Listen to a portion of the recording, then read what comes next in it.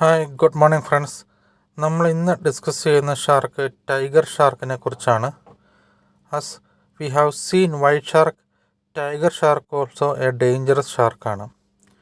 White ഷാർക്കിനെ പോലെ തന്നെ ഹ്യൂമൻസിനെ ധാരാളം അറ്റാക്ക് ചെയ്യുന്ന ഒരു ഫിറോഷ്യസ് ആയിട്ടുള്ള ഷാർക്കാണ് ടൈഗർ ഷാർക്ക്. ഇത് മെയിൻലി ട്രോപ്പിക്കൽ റീജിയൻസിലും ഷാളോ ഏരിയസിലും ഇത് വന്നു ചേരാറുണ്ട്. ടൈഗർ ഷാർക്കിന് അതിൻ്റേതായ കുറച്ച് പ്രത്യേകതകളുണ്ട്. ടെമ്പറേച്ചർ വേരിയേഷൻസ് അനുസരിച്ച് ഇത് മൈഗ്രേഷൻ കാണിക്കാറുണ്ട്. ടൈഗർ ഷാർക്ക് മെയിൻലി ഗാർബേജ്, മറ്റുള്ള കാര്യങ്ങളൊക്കെ ഫുഡ് എന്ന് കരുതി ഭക്ഷിക്കുകയും അതോടൊപ്പം തന്നെ അതിൻ്റെ ജീവന് ഹാനികരമാകുകയും ചെയ്യാറുണ്ട്. ഇത് മെയിൻലി ഇതിൻ്റെ റീപ്രൊഡക്ഷൻ വരുന്നത് ഇൻറ്റേർണൽ റീപ്രൊഡക്ഷനാണ്. യൂഷ്വലി മറ്റുള്ള ചെറിയ സീ ഫിഷസ് ഒക്കെ ആണെങ്കിൽ external റീപ്രൊഡക്ഷനാണ്.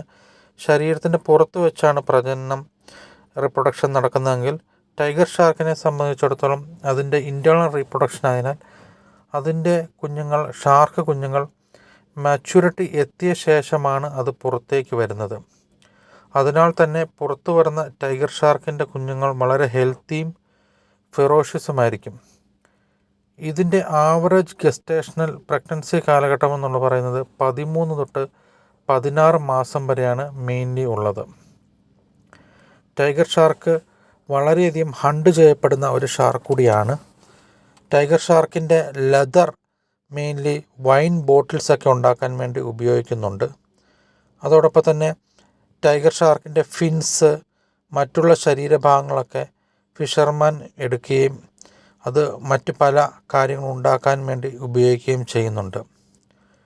Tiger shark large size വരെ എത്താറുണ്ട്. വൈറ്റ് ഷാർക്കിനെ പോലെ വളരെ ഫിറോഷ്യസുമാണ്. Thank you. ടൈഗർ ഷാർക്കിനെ കുറിച്ചുള്ള വിവരങ്ങൾ എല്ലാവർക്കും മനസ്സിലായെന്ന് പ്രതീക്ഷിക്കുന്നു. Please subscribe our channel.